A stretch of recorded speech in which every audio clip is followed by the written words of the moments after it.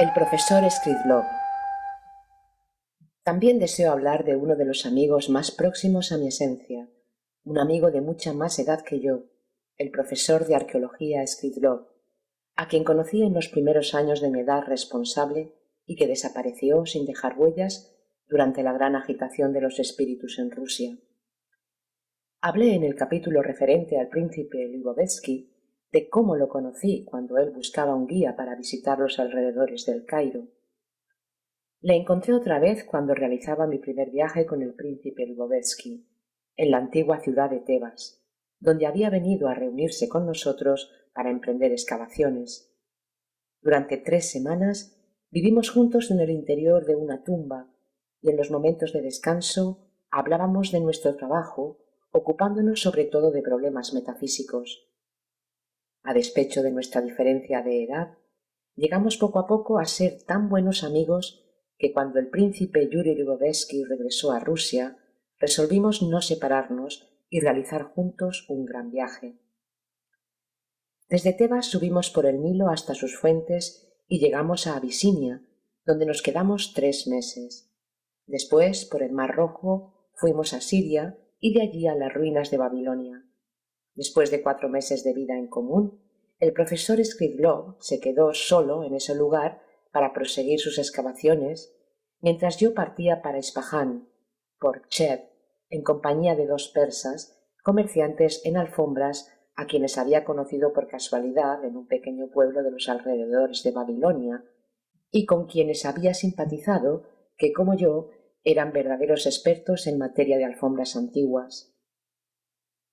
Me encontré otra vez con el profesor Skridlov 2 años después, en la ciudad de Orenburg, donde acababa de llegar con el príncipe Ligovetsky. Esa ciudad debía ser el punto de partida de una gran expedición a través de Siberia, emprendida por nuestro grupo de los buscadores de la verdad, para responder a algunas exigencias del programa que nos habíamos trazado.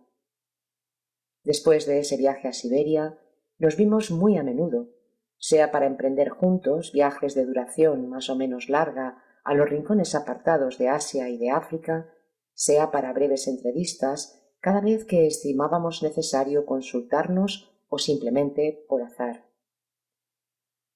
Me propongo contar detalladamente uno de nuestros encuentros y el largo viaje que le siguió, porque en el curso de ese viaje su vida interior experimentó una crisis decisiva, a partir de la cual su psiquismo no sólo estuvo animado por sus pensamientos, sino también por su sentimiento y su instinto, que hasta empezaron a predominar, es decir, tomaron la iniciativa. Esa vez me encontré con él completamente por casualidad. Era en Rusia, poco después de la entrevista que tuve en Constantinopla con el príncipe Ligovetsky. Me dirigí a Transcaucasia, en el restaurante de una estación de ferrocarril, mientras me daba prisa en terminar una de esas famosas costillas de caballo introducidas en Rusia con el nombre de chuletas de vaca por los tártaros de Kazán para las fondas de las estaciones de ferrocarril, me sentí de repente abrazado por alguien que estaba detrás de mí. Me volví. Era mi viejo amigo Skridlov. Por casualidad viajaba en el mismo tren que yo. Iba a casa de su hija, que vivía en la estación termal de Piatigorsk. A ambos nos encantó este encuentro y decidimos seguir juntos el viaje. El profesor abandonó de buena gana su compartimento de segunda clase para venir conmigo. Yo viajaba, claro está, en tercera, y conversamos a todo lo largo del trayecto. Me contó que después de haber abandonado las ruinas de Babilonia, había regresado a Tebas para emprender allí nuevas excavaciones en sus alrededores. En los últimos 2 años había realizado interesantes y preciosos descubrimientos. Luego, el deseo de volver a ver su tierra y sus hijos lo había impulsado a tomar unas vacaciones.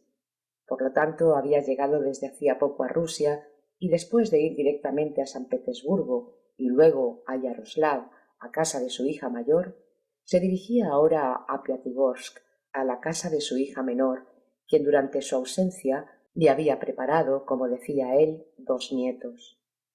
No sabía aún cuánto tiempo se quedaría en Rusia ni lo que haría después. A mi vez le conté cómo había pasado esos 2 años. cómo poco después de nuestra separación mi interés por el Islam se había despertado y había conseguido, al precio de grandes dificultades y valiéndome de toda clase de astucias, introducirme en la Meca y en Medina, inaccesibles a los cristianos, con la esperanza de lograr acceso a lo que hay de más secreto en esa religión y tal vez dilucidar algunas cuestiones que consideraba esenciales. Pero mis esfuerzos fueron vanos. Allí no encontré nada.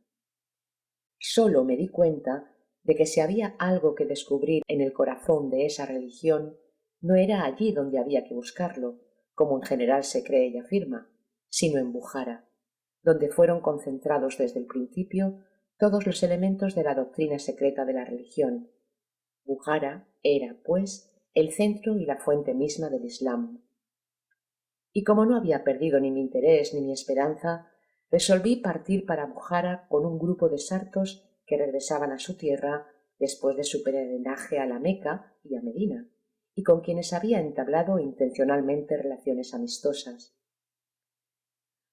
Luego le expliqué las razones que me impidieron ir directamente a Bujara, cómo, al pasar por Constantinopla, me había encontrado allí con el príncipe Lugovedsky, y cómo éste me había pedido que acompañase a cierta joven a casa de su hermana, en la gobernación de Tambov, donde yo regresaba. Pensaba entonces, después de haber estado en casa de mi familia en Transcaucasia, cambiar de rumbo e ir a Bujara con mi viejo amigo Skridlov, dijo él terminando la frase. Añadió que durante los 3 últimos años soñó a menudo con ir a Bujara y a la región de Samarcanda para dilucidar ciertos datos relativos a Tamerlán, que necesitaba para resolver un problema arqueológico que le interesaba mucho. Hace poco aún pensaba en ello, pero no pudo decidirse a ir solo. Ahora, al saber que yo iba allá, me acompañaría con alegría si no le oponía ninguna objeción. 2 meses después nos encontramos, según lo convenido, en Tiflis. Desde allí partimos por la Transcaspiana con la intención de llegar a Bujara, pero por habernos detenido en las ruinas de Merv, nos quedamos allí cerca de un año. Para explicar por qué sucedió esto, diré que mucho antes de decidir nuestro viaje a Bujara, había discutido muchas veces con el profesor la eventualidad de una visita a Kafiristán, país donde entonces le era imposible a un europeo entrar libremente. Queríamos ir allí porque estábamos convencidos por todas las informaciones que habíamos recogido de diversas personas de poder hallar una respuesta a numerosos problemas psicológicos y arqueológicos. En Tiflis empezamos a reunir todo lo necesario para nuestro viaje a Bujara, especialmente cartas de recomendación. Así pudimos encontrar e interrogar a varias personas que conocían esas regiones. Estas conversaciones y las conclusiones que sacamos de ellas acicatearon a tal punto nuestro deseo de entrar en el Kafiristán, por inaccesible que fuera a los europeos, que resolvimos hacer lo imposible para ir allá en cuanto partiéramos de Bujara. Los intereses que habíamos alimentado hasta entonces parecían no existir ya. En todo el trayecto al Turquestán no podíamos pensar en otra cosa, y no hacíamos sino hablar de las medidas que debíamos tomar para realizar nuestro audaz proyecto. Pero se debió solo al azar el que nuestros planes para penetrar en el Kafiristán adquirieran su forma definitiva en las siguientes circunstancias. Durante una parada en la estación del Nuevo Merv, en la línea de Asia Central, fui al restaurante para buscar agua hirviente para el té. Regresaba al coche cuando sentí que un hombre vestido con el traje tequi me aferraba. Era uno de mis buenos y viejos amigos, un griego cuyo nombre era Vasiliaki, sastre de oficio, que vivía en Merv desde hacía mucho tiempo. Al saber que estaba en camino hacia Bujara, me rogó insistentemente que interrumpiese el viaje y me detuviese en Merv para el siguiente día asistir a una gran fiesta de familia que se celebraría esa misma noche con motivo del bautizo de su primogénito. Me lo pidió de una manera tan sincera y tan conmovedora que no podía negárselo de plano.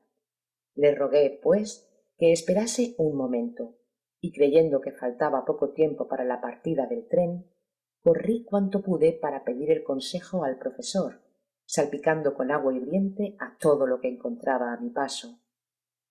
Mientras me deslizaba trabajosamente por los pasillos oscuros, entre los viajeros que subían o bajaban, el profesor me vio venir y me hizo seña con la mano gritando: «Ya he recogido nuestras cosas. Baje enseguida que se las pasaré por la ventana». Vigilándome desde su vagón, había asistido desde lejos a mi imprevisto encuentro y adivinando la propuesta que me habían hecho. Bajé de nuevo al andén, siempre a la carrera, y agarré las maletas que me pasaba por la ventana, pero en realidad nos apresuramos por nada.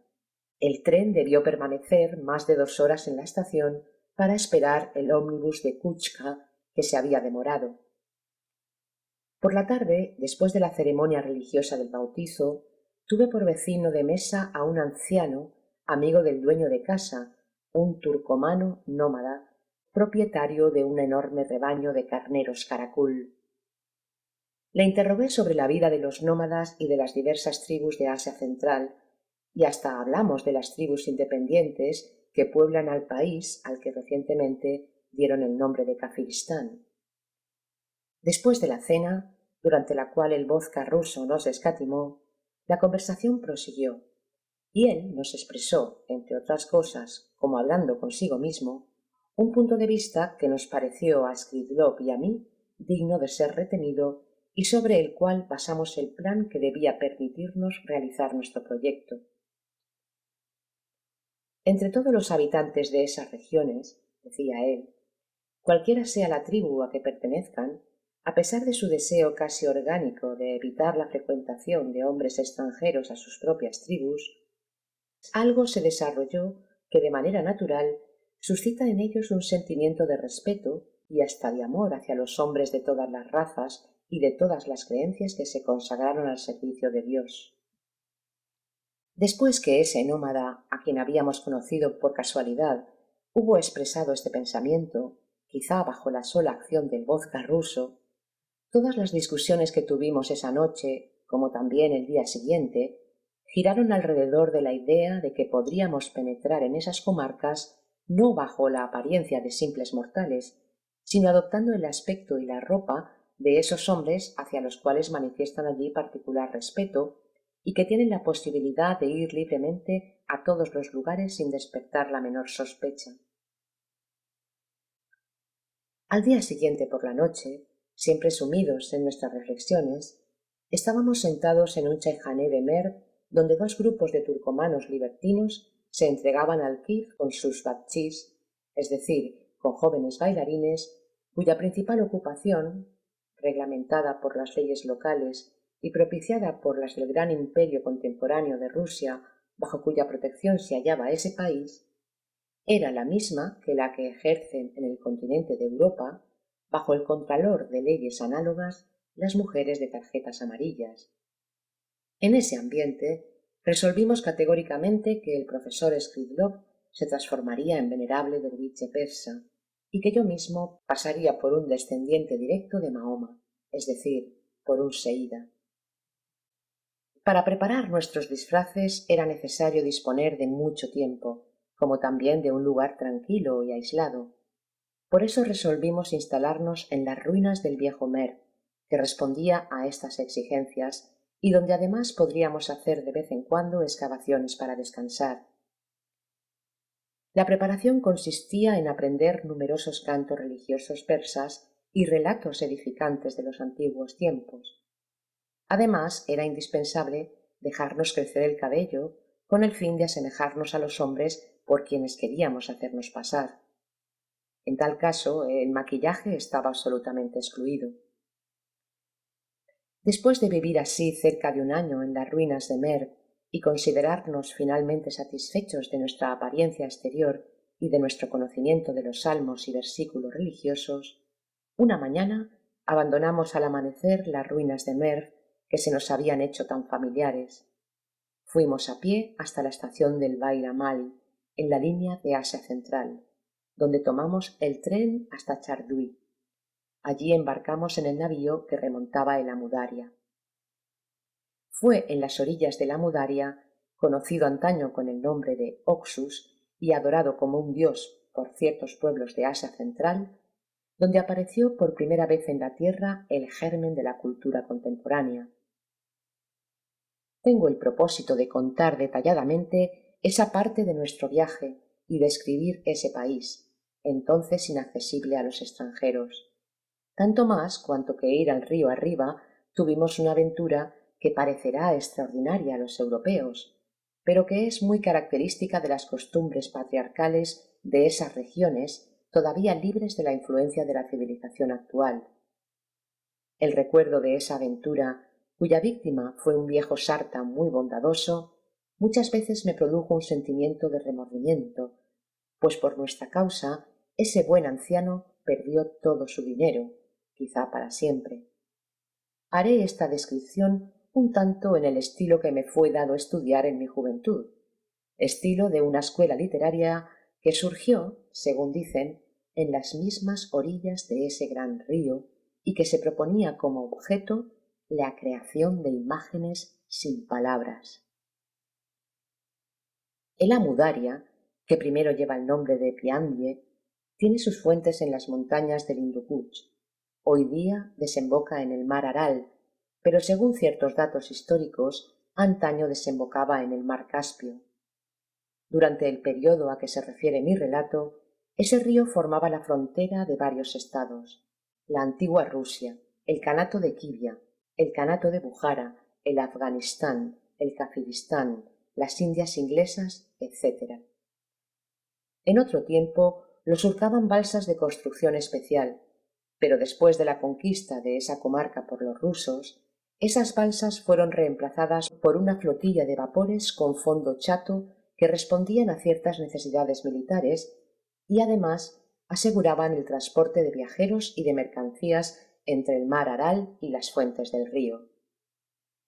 Así pues me preparo, aun cuando solo fuese para descansar, a librarme de mis elucubraciones en el estilo de la antigua escuela literaria que mencioné.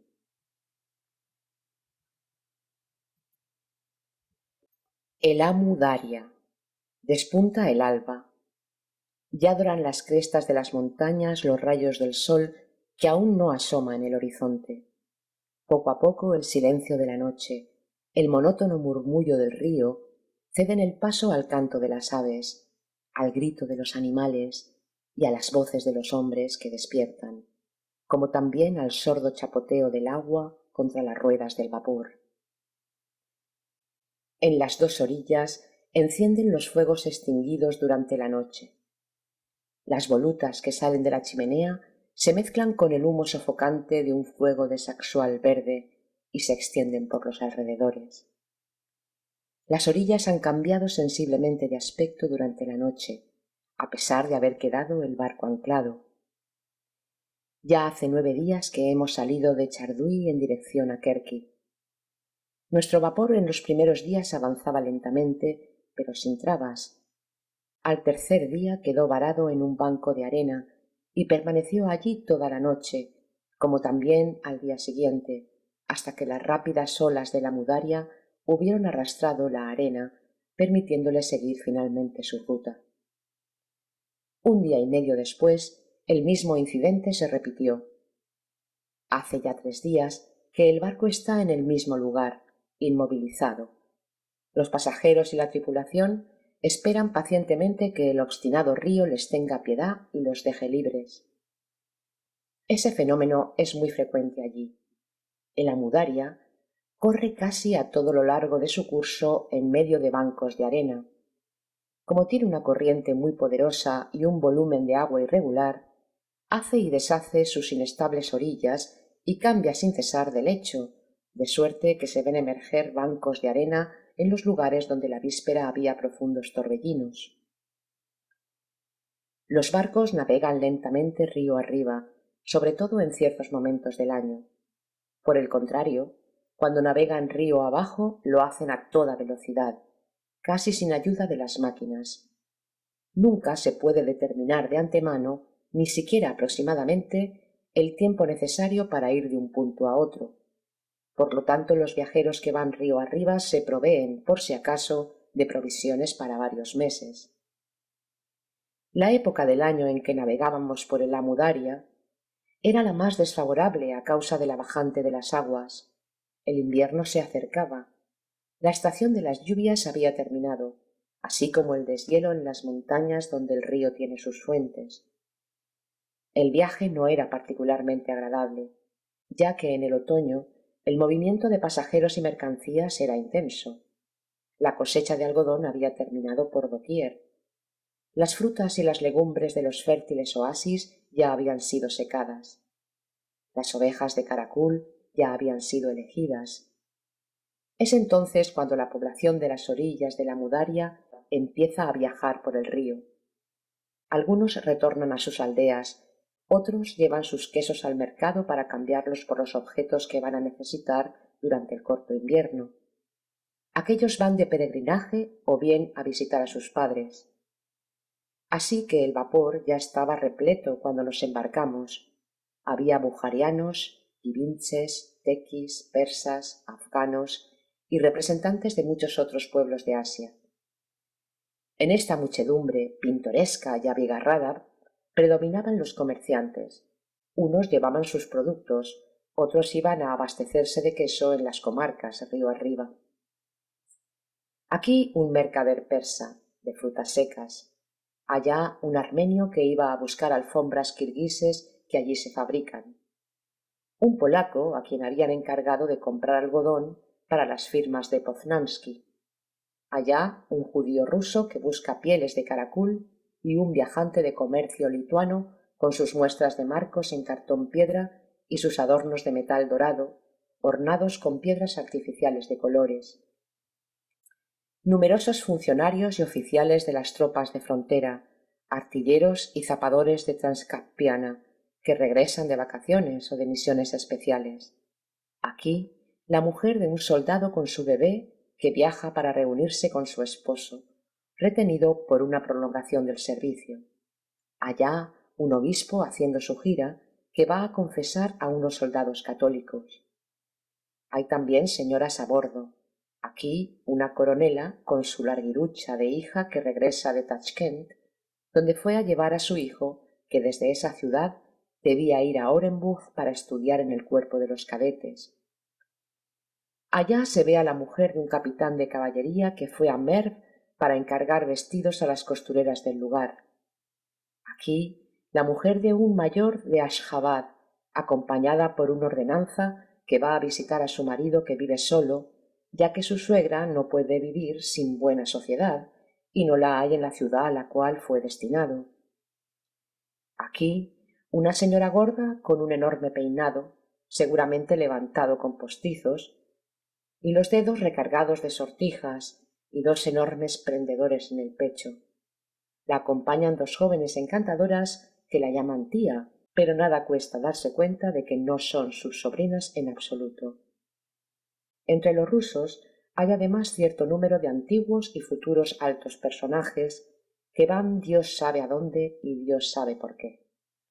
También un orfeón completo, con sus violines y contrabajos.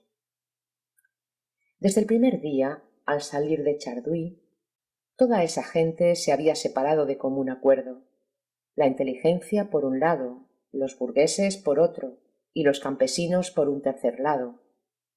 Habiéndose aproximado por afinidad, pronto se sintieron entre sí como viejos conocidos y formaron distintos grupos.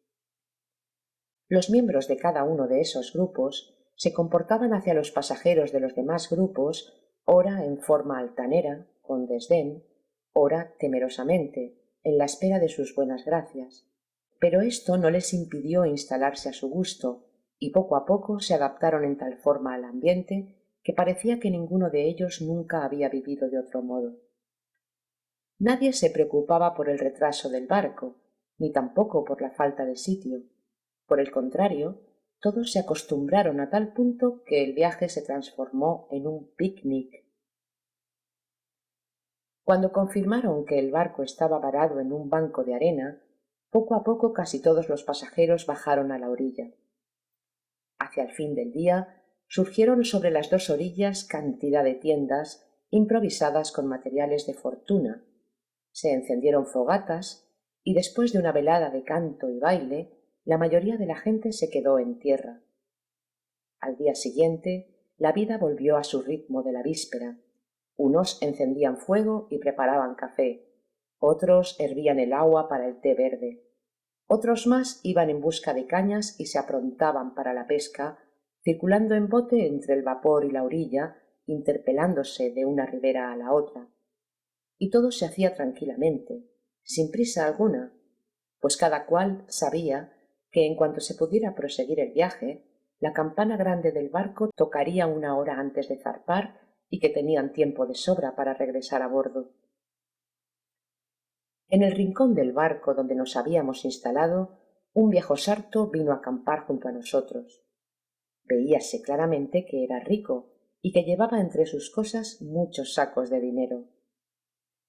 Ignoro cómo ocurren las cosas hoy, pero antes, en Bujara y los países vecinos, no había monedas de valor elevado. En Bujara, por ejemplo, la moneda más fuerte era el tianga, una pieza de plata toscamente tallada que valía poco más o menos medio franco francés. Apenas una suma era superior a 100 tiangui, había que transportarla en sacos especiales, y eso era muy molesto.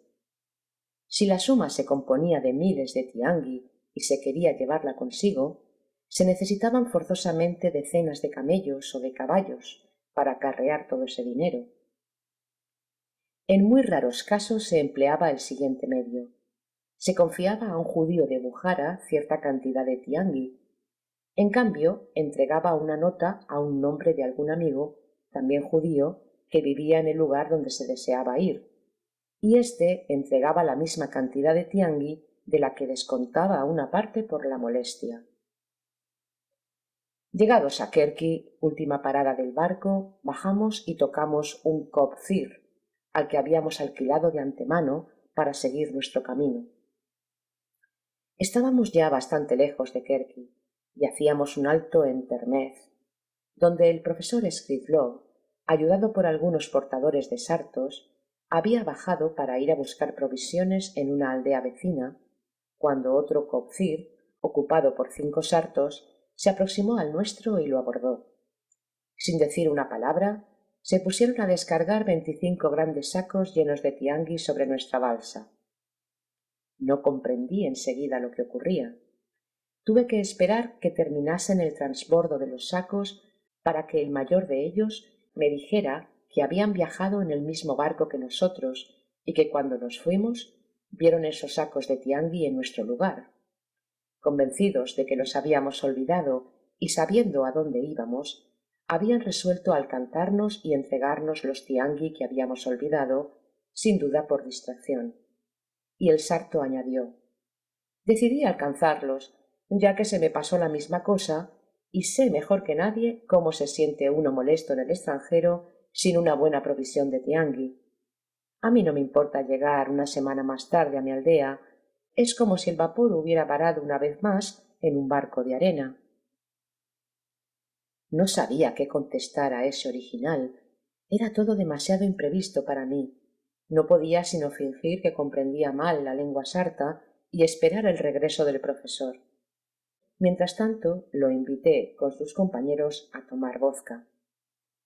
Al ver regresar a Scrivlov, fui enseguida a su encuentro como para ayudarlo a descargar las provisiones y le conté cuánto había ocurrido. Decidimos no rechazar el dinero, sino pedir la dirección de aquel hombre con el fin de mandarle un peshkesh para agradecerle su molestia y luego remitir el dinero al próximo puesto fronterizo ruso, dándoles el nombre del vapor, la fecha de la última parada y explicando tan exactamente como fuese posible todos los hechos que podían servir para identificar al sarto que había viajado con nosotros y olvidado en el barco sus sacos llenos de tiangui. Y así lo hicimos. Poco después de este suceso que nunca hubiera podido acontecer entre europeos, llegamos a una ciudad otrora famosa ligada al nombre de Alejandro de Macedonia y que hoy día solo es una pequeña fortaleza afgana. Bajamos a tierra y desde entonces, desempeñando nuestros papeles respectivos, seguimos nuestro camino a pie. Pasando de un valle a otro, Entrando en contacto con las más diversas tribus, llegamos al fin al centro del país afride, en una región considerada como el corazón de Kafiristán. En el camino hicimos todo cuanto se puede esperar de un derviche y de un seída. Yo cantaba en persa versículos religiosos, mientras el profesor me acompañaba tocando mal que bien los ritmos apropiados en un tamboril que le servía luego para pedir limosna. No describiré nuestro camino, ni tampoco las aventuras extraordinarias que nos sucedieron, sino que pasaré inmediatamente al relato de nuestro accidental encuentro, no lejos de ese centro de los afrides, con un hombre que dio una nueva orientación a nuestra vida interior, en forma tal que todas nuestras expectativas, nuestros proyectos y el mismo plan de nuestro viaje fueron modificados.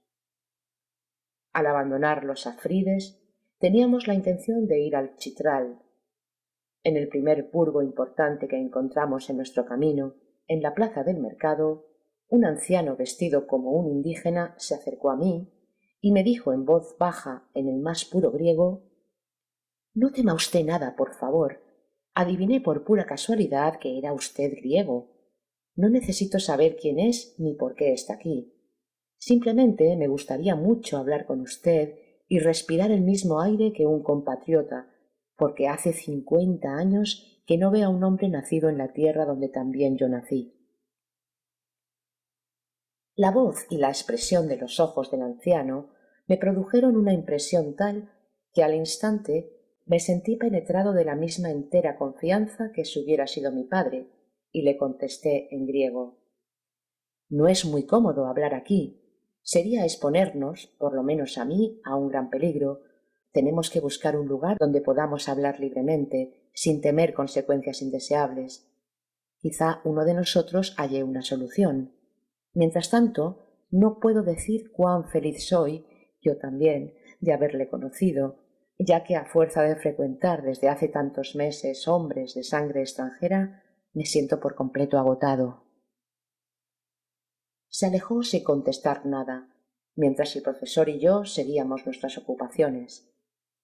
Al día siguiente, otro hombre que llevaba el hábito de monje de una orden muy conocida en Asia Central me puso un mensaje en la mano dándome una limosna. Cuando estuvimos sentados en el ashhané, donde habíamos decidido almorzar, leí el mensaje. Estaba escrito en griego y me decía que el anciano de la víspera era también él un monje, uno de los liberados vivientes de esa orden, y que podíamos visitarlo sin obstáculos en el monasterio, ya que allí respetaban a todos los hombres, cualquiera fuera su nacionalidad, con tal de que se consagraran a la búsqueda del Dios único, creador de todos los pueblos y de todas las razas sin excepción. Fui al día siguiente con el profesor a ese monasterio donde nos recibieron varios monjes, entre quienes se hallaba el anciano. Después de las salutaciones usuales, nos condujo a una distancia de allí, sobre la escarpada orilla de un torrente, y nos invitó a compartir con él la comida que había traído del monasterio. Cuando estuvimos sentados, dijo, comiendo: «Aquí nadie nos puede oír, nadie nos ve, y podemos con toda tranquilidad hablar según nuestro corazón de todo cuanto queramos». En el curso de la conversación supimos que era italiano y conocía el griego porque su madre, por ser griega, había insistido en su infancia para que hablara casi únicamente ese idioma. En el pasado fue, por vocación, misionero cristiano. Después de una larga estada en la India, fue con una misión al corazón de Afganistán, y un día que cruzaba un paso, hombres de la tribu de los afrides lo hicieron prisionero. Entonces pasó de mano en mano como esclavo, y había vivido entre diversas poblaciones de esas regiones antes de llegar a ese lugar, siempre al servicio de algún amo. Como él, durante esas largas estadas en diversas aisladas comarcas, había logrado fama de ser hombre imparcial, que se adaptaba y se sometía con serenidad a todas las costumbres locales establecidas desde hace siglos, su amo, a quien había prestado un importante servicio, lo había manumitido y hasta obtuvo para él la promesa de que podría viajar a su antojo por esos países al igual que los detentadores de poder del lugar. Entretanto, conoció por casualidad a unos adeptos de la Cofradía Universal que consagraban sus esfuerzos a lo que había sido el sueño de toda su vida. Le hicieron entrar en la cofradía y desde entonces vivió con ellos en ese monasterio, no sintiendo ya ningún deseo de ir a otra parte. A medida que oíamos su relato, nuestra confianza hacia el padre Giovanni aumentaba. Le dimos ese nombre cuando supimos que había sido sacerdote católico y que hacía tiempo en su patria lo llamaban Giovanni, al punto que sentimos la necesidad de confesarle quiénes éramos en realidad y por qué habíamos adoptado esos disfraces. Nos escuchó con suma comprensión, visiblemente deseoso de alentarnos en nuestros esfuerzos. Reflexionó un rato y con una sonrisa llena de bondad que nunca olvidaré, me dijo: «Muy bien. En la esperanza de que los resultados de sus investigaciones sean un día útiles a mis compatriotas, haré cuanto pueda para ayudarlos a llegar a la meta que se han fijado». Cumplió su palabra y el mismo día solicitó de sus superiores permiso para que nosotros pudiéramos vivir en el monasterio hasta que nuestros proyectos se hubieran aclarado y hubiéramos resuelto lo que queríamos hacer en esas comarcas. Desde el día siguiente nos instalamos en el monasterio, concediéndonos para empezar un descanso realmente indispensable después de tan largos meses de vida muy intensa. Vivíamos allí como mejor nos parecía, entrando a todas partes, salvo al edificio donde vivía el jeque, donde sólo eran admitidos los adeptos que habían logrado una liberación preliminar. Casi todos los días íbamos a ver al padre Giovanni, en el mismo lugar donde comimos en nuestra primera visita al monasterio, y teníamos allí largas conversaciones. El padre Giovanni nos hablaba mucho de la vida interior de los hermanos y de las reglas de vida cotidiana asociadas a esta vida interior. Un día que nos ocupábamos de las numerosas cofradías establecidas y organizadas desde hacía muchos siglos en Asia, nos explicó en detalle lo que era esa cofradía universal, donde cada cual podía entrar, fuera cual fuere su religión anterior. Como nos dimos cuenta más tarde, entre los adeptos de este monasterio había efectivamente cristianos, israelitas, musulmanes, budistas, lamaístas y hasta un chamanista. Todos estaban unidos por el Dios verdad. Los hermanos de este monasterio se entendían a tal punto que, a pesar de los rasgos característicos y de las tendencias de los representantes de esas diversas religiones, nunca pudimos, el profesor Skridlov y yo, saber cuál de esas religiones había pertenecido otrora a tal o cual hermano. El padre Giovanni también nos hablaba mucho de la fe y de aquello hacia lo cual tendían los esfuerzos de todas esas cofradías. Hablaba también, y en forma tan comprensible y convincente, de la verdad, de la fe y de la posibilidad de transmutar esa fe en sí, que un día el profesor Skridlov, trastornado, no pudo contenerse más y exclamó con tono lleno de asombro: «Padre Giovanni, no entiendo cómo usted puede quedarse tranquilamente aquí en vez de regresar a Europa, por ejemplo a su patria, a Italia, para dar a los hombres, aunque sea sólo la milésima parte de la fe tan penetrante con la que me alienta usted en este momento». «Ay, mi querido profesor», contestó el padre Giovanni, «¿cómo se ve que usted no comprende el psiquismo de los hombres en forma tan perfecta como las cuestiones arqueológicas? A los hombres no se les da fe. La fe que nace en el hombre y en él se desarrolla activamente. No es el resultado de un conocimiento automático, fundado en la comprobación de la altura, el ancho, el espesor, la forma o el peso de un objeto determinado, ni tampoco de una percepción por medio de la vista, el oído, el tacto, el olfato o el gusto. Es el resultado de la comprensión. La comprensión es la esencia de lo que se obtiene a partir de informaciones intencionalmente adquiridas y de experiencias vividas por uno mismo. Por ejemplo, si mi propio hermano querido viniera en este momento hacia mí y me suplicara que le diese, aunque sólo fuera la 10ª parte de mi comprensión, y que yo con todo mi ser quisiera hacerlo, no podría comunicarle ni la 1000ª parte de esa comprensión, por más ardiente que fuese mi deseo, porque él no tiene en sí ni el saber que yo adquirí, ni las experiencias por las cuales me fue dado pasar en el curso de mi vida. Créame, mi querido profesor, es infinitamente más fácil hacer pasar un camello por el ojo de una aguja, como dicen las Santas Escrituras, que transmitir a otros la comprensión que se constituyó en nosotros. Hace mucho tiempo también pensaba como usted, hasta quise ser misionero con el fin de enseñar a todos la fe cristiana. Quería que por la fe y la enseñanza de Jesucristo todo el mundo fuese tan feliz como yo. Pero querer inocular la fe por medio de palabras es como si se quisiera saciar de pan a alguien con solo mirarlo.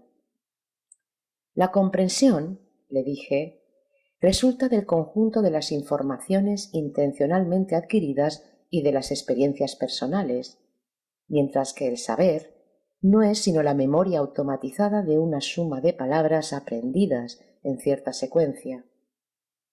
No sólo es imposible, a pesar de todo el deseo que tenga uno, transmitir a otros su propia comprensión interior, constituida en el curso de la vida gracias a los factores que mencioné, sino que existe además, como lo establecí recientemente con varios otros hermanos de nuestro monasterio, una ley según la cual la calidad de lo que es percibido en el momento de la transmisión depende, tanto para el saber como para la comprensión, de la calidad de los datos constituidos en aquel que está hablando. Para ayudarlo a comprender cuanto acabo de decir, le citaré precisamente como ejemplo el hecho que suscitó en nosotros el deseo de emprender investigaciones en este sentido y nos llevó a descubrir esa ley. En nuestra cofradía hay 2 hermanos muy viejos. Uno se llama hermano Agel, el otro hermano Seth. Estos hermanos tomaron la obligación, por voluntad propia, de visitar periódicamente cada uno de los monasterios de nuestra orden y de exponer diversos aspectos de la esencia de la divinidad. Nuestra cofradía tiene 4 monasterios, el nuestro, un segundo en el Valle del Pamir, un tercero en el Tíbet y el cuarto en la India. Los hermanos Agez y Seth se van pues continuamente de un monasterio al otro y predican con la palabra. Vienen aquí 1 o 2 veces por año y su llegada es considerada en nuestra comunidad como un acontecimiento de la mayor importancia.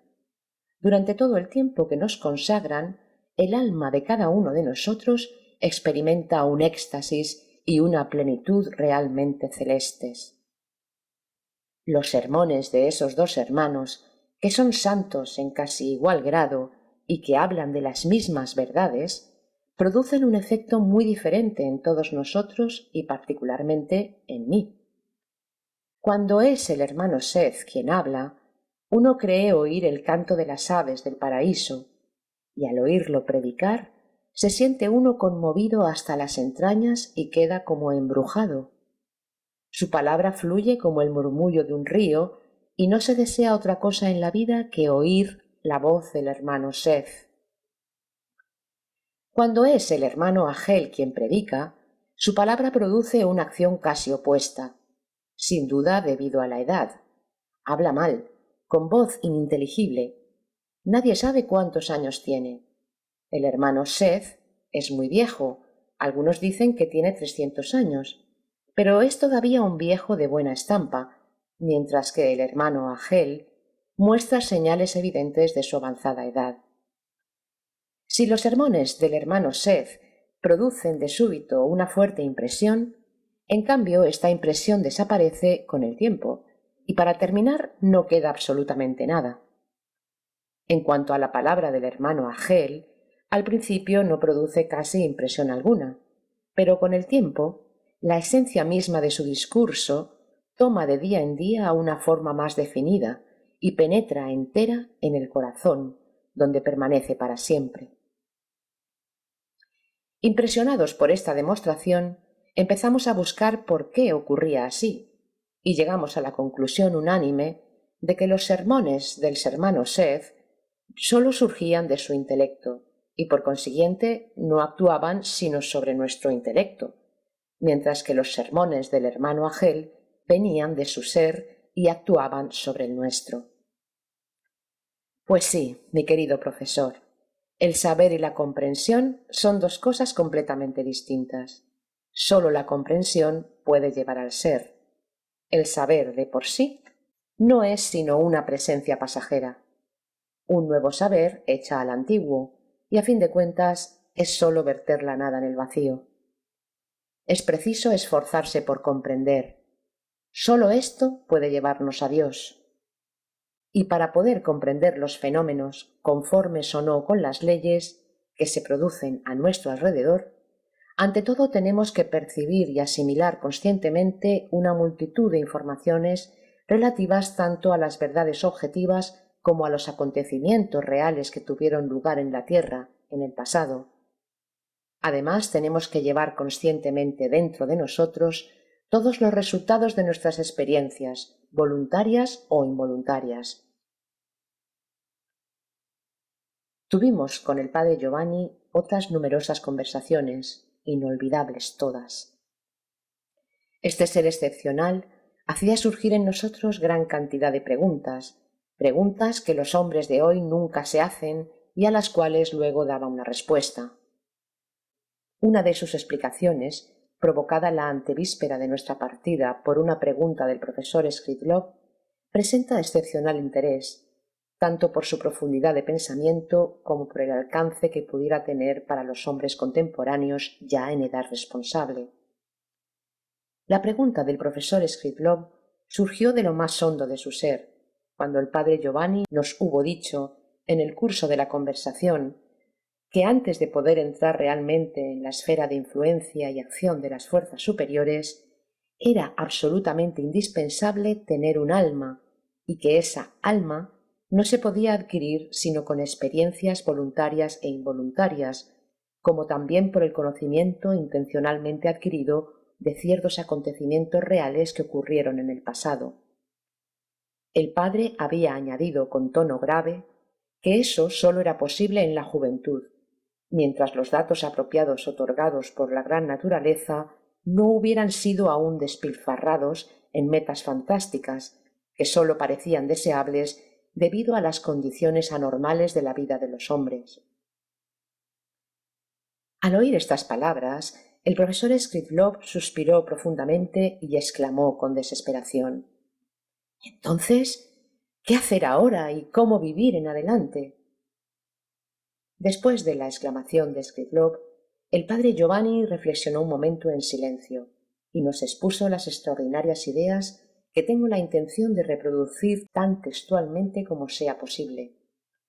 Pero como se refieren al problema del alma, es decir, a la tercera parte independiente de la presencia general del hombre, las introduciré en el capítulo titulado El cuerpo divino del hombre, sus necesidades conforme con las leyes y sus posibilidades de manifestación. Este capítulo formará parte de la tercera serie de mis obras y va a completar los dos capítulos de dicha serie que decidí y prometí consagrar, uno a las indicaciones y consejos dados por el venerable derviche persa acerca del cuerpo, esa primera parte independientemente constituida en la presencia integral del hombre, y el otro a las explicaciones del viejo Ecezunubarán sobre la segunda parte independiente constituida en el hombre, es decir, su espíritu. El padre Giovanni, que nos había tomado bajo su protección paternal, nos presentó a otros miembros de la cofradía con quienes tuvimos frecuentes charlas en todo el tiempo de nuestra estada y que llegaron a ser para nosotros verdaderos amigos. Vivimos cerca de 6 meses en esa comunidad y partimos, no porque nos permitieran quedarnos más tiempo, ni porque quisiéramos irnos, sino porque estábamos a tal punto saturados de todas las impresiones recibidas que nos parecía que faltaba poco para que perdiéramos la razón. Nuestra estada en el monasterio nos aportó tantas respuestas a las preguntas psicológicas y arqueológicas que nos interesaban que teníamos el sentimiento de no tener nada más que buscar, por lo menos por mucho tiempo. Abandonamos el itinerario que nos habíamos fijado y regresamos a Rusia más o menos por el mismo camino que a la ida. Retornamos juntos a Tiflis y allí nos separamos. El profesor se dirigió a casa de su hija menor, en Piatigorsk, por la vía militar georgiana, mientras que yo iba a Alexandropol, a casa de mis padres. Entonces me quedé bastante tiempo sin ver a Skridlov, pero nos escribíamos regularmente. Lo vi por última vez en el segundo año de la Guerra Mundial, en Piatigorsk, donde vivía en casa de su hija. Nunca olvidaré la última conversación que tuve con él en la cumbre del monte Betstau. En ese entonces yo vivía en Esentuki. Nos habíamos encontrado un día en Kislovodsk y me propuso, para rememorar los buenos tiempos, realizar la ascensión al monte Betstau en las cercanías de Piatigorsk. Una mañana, 2 semanas después de este encuentro, salimos a pie con provisiones en dirección a la montaña y emprendimos la escalada entre las rocas por la cara más difícil, a cuyo pie se hallaba un célebre monasterio.